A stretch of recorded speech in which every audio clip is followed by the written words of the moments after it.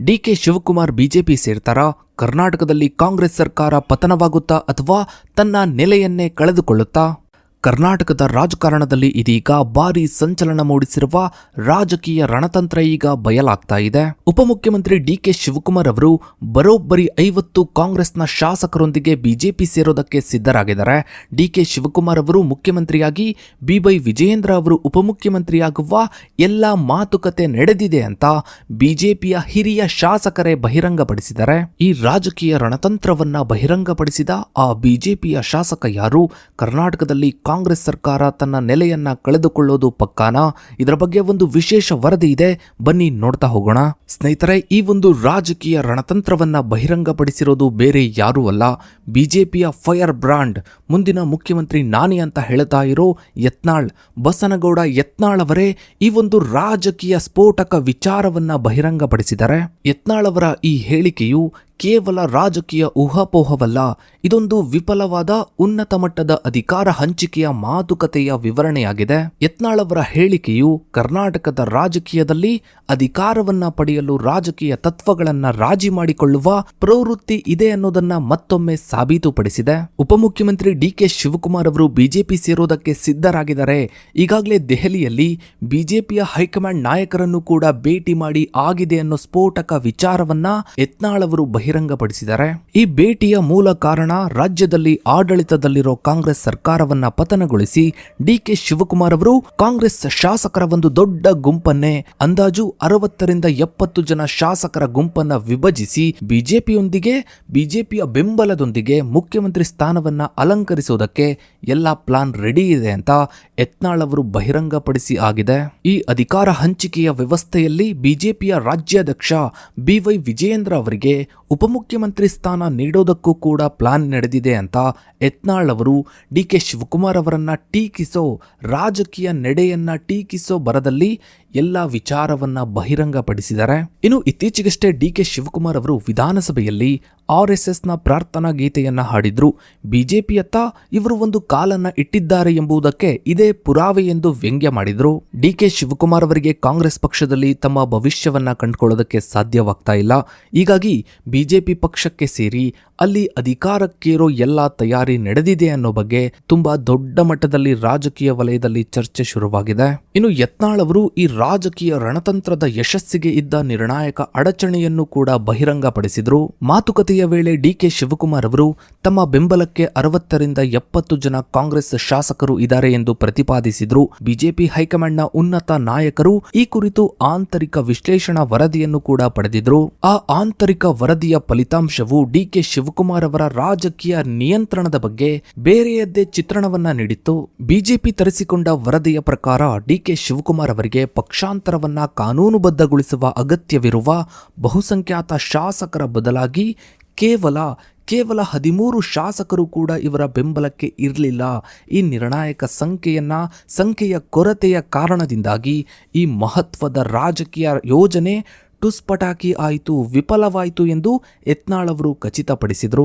ಈ ವೈಫಲ್ಯದ ವಿವರವು BJP high command ಇಂತಹ ಆಪರೇಷನ್ಗಳನ್ನ ನಡೆಸುವಾಗ ತೋರುವ ಎಚ್ಚರಿಕೆಯನ್ನ ಸೂಚಿಸುತ್ತೆ. 2019ರ ಪಕ್ಷಾಂತರದ ರಾಜಕೀಯ ಮತ್ತು ಕಾನೂನು ಪರಿಣಾಮಗಳ ಹಿನ್ನೆಲೆಯಲ್ಲಿ ಕೇಂದ್ರ ನಾಯಕತ್ವವು ಅಂದರೆ ಬಿಜೆಪಿ ನಾಯಕತ್ವವು ಕಾರ್ಯಾಚರಣೆಯ ಸ್ಥಿರತೆ ಮತ್ತು ಯಶಸ್ಸಿನ ಸಾಧ್ಯತೆಯನ್ನ ಖಚಿತಪಡಿಸಿಕೊಳ್ಳಲು ಆಳವಾದ ಮೌಲ್ಯಮಾಪನ ಮಾಡುತ್ತೆ.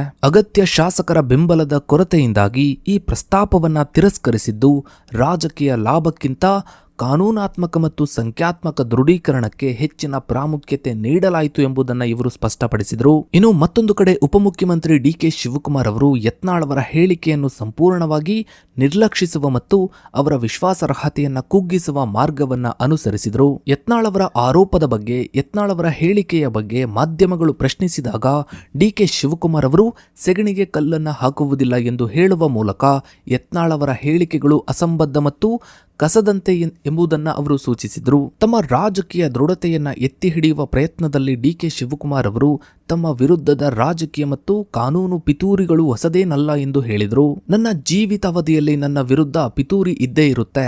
ನಾವು ಅದನ್ನ ಎದುರಿಸಿ ನಿಲ್ಲಬೇಕು. ಈ ವಿಷಯಗಳು ಈಗ ನನಗೆ ಹೆಚ್ಚು ತೊಂದರೆಯನ್ನ ನೀಡುವುದೇ ಇಲ್ಲ.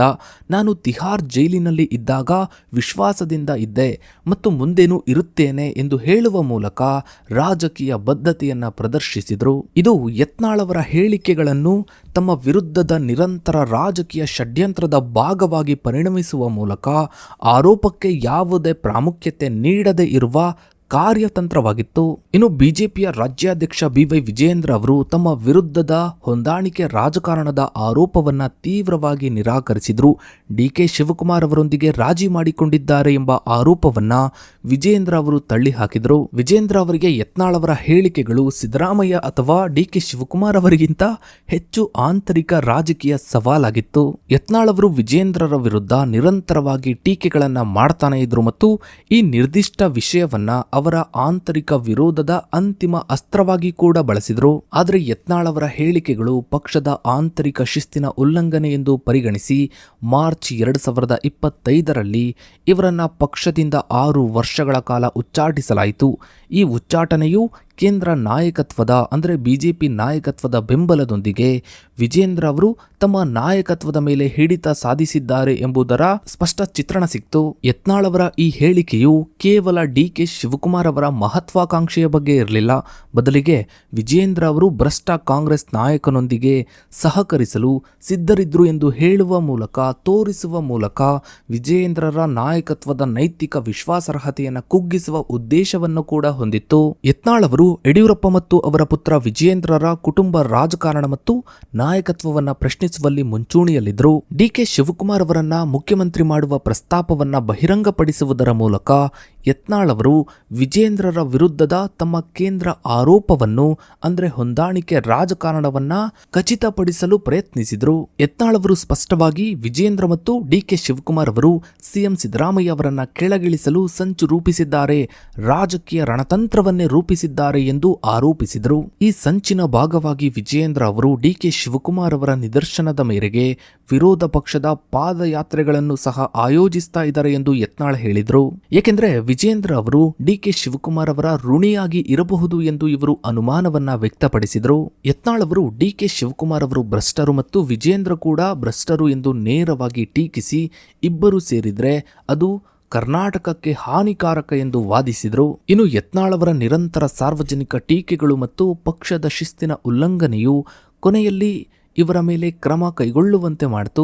ವಿಜೇಂದ್ರ ಅವರ ಬೆಂಬಲಿಗರು ಮತ್ತು 32 ಜನ ಜಿಲ್ಲಾಧ್ಯಕ್ಷರು ಕೇಂದ್ರ ನಾಯಕತ್ವಕ್ಕೆ ಶಿಸ್ತು ಕ್ರಮಕ್ಕಾಗಿ ಮನವಿಯನ್ನ ಸಲ್ಲಿಸಿದರು. ಒಂದು ವೇಳೆ ಯತ್ನಾಳ್ ಅವರ ಮಾತಿನ ಪ್ರಕಾರ DK ಶಿವಕುಮಾರ್ ಅವರು 60ರಿಂದ 70 ಜನ ಶಾಸಕರೊಂದಿಗೆ ಬಿಜೆಪಿಗೆ ಸೇರ್ಪಡೆಯಾದರೆ ಕರ್ನಾಟಕದಲ್ಲಿ ಕೇವಲ ಕಾಂಗ್ರೆಸ್ ಸರ್ಕಾರ ಪತನ ಆಗೋದಿಲ್ಲ, ತನ್ನ ನೆಲೆಯನ್ನೇ ಕಳೆದುಕೊಳ್ಳುತ್ತೆ.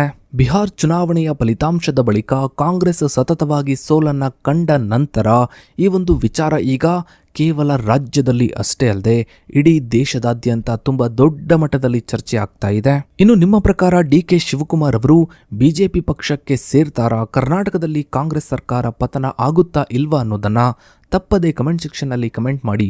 ಹಾಗೆ ವಿಡಿಯೋಗೊಂದು ಲೈಕ್ ಮಾಡ್ತಾ ವಿಡಿಯೋನ ಆದಷ್ಟು ಎಲ್ಲ ಕಡೆ ಶೇರ್ ಮಾಡಿ. ನೀವಿನ್ನು ನಮ್ಮ ಚಾನಲ್ಗೆ ಸಬ್ಸ್ಕ್ರೈಬ್ ಆಗಿಲ್ಲ ಅಂದರೆ ಕೆಳಗಡೆ ಕಾಣೋ ಸಬ್ಸ್ಕ್ರೈಬ್ ಬಟನ್ನ ಕ್ಲಿಕ್ ಮಾಡಿ. ಹಾಗೆ ಪಕ್ಕದಲ್ಲಿ ಕಾಣೋ ಬೆಲ್ ಐಕಾನ್ ಕೂಡ ಕ್ಲಿಕ್ ಮಾಡಿ. Thanks for